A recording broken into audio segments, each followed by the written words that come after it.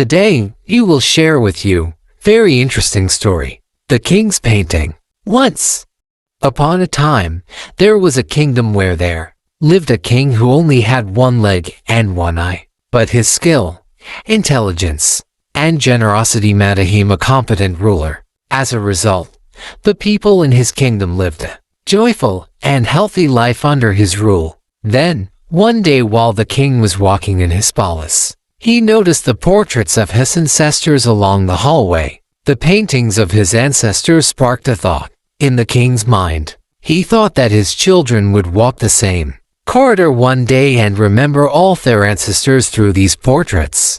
But the king never had his portrait painted because he had never thought of getting one. No one had ever suggested he get one painted because they weren't sure how it would turn out due to his physical abnormalities. The king wanted a portrait of him because he wished his younger generation to remember him when they see his painting. So the king sent an invitation to all the painters from across the kingdoms to his court. He announced that he wanted a beautiful portrait made of himself that would be placed in the palace. So any painter who wants to paint his picture should come forward. The painter will be rewarded based on how good the painting will turn out. The painters started to panic and thought about making the king with only one leg and one eye look beautiful. How can his picture be beautiful? It is not possible. They were also scared that the king may get angry and punish them if the portrait did not turn out beautiful.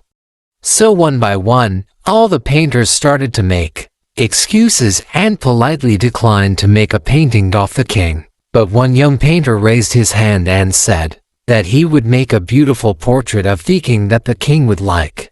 The king was finally happy hearing that at least one of the painters was interested in making his painting.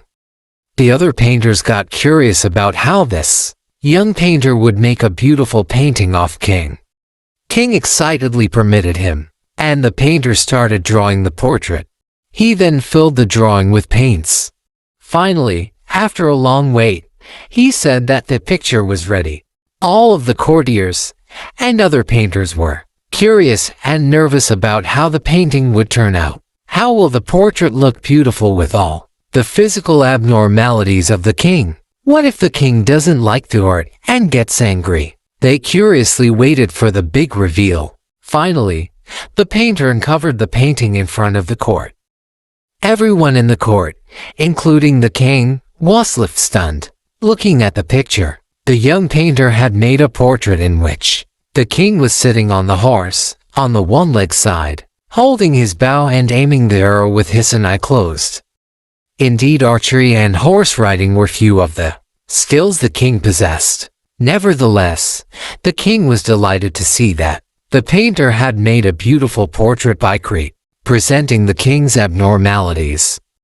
The king adored the picture, and the painter received a very generous reward.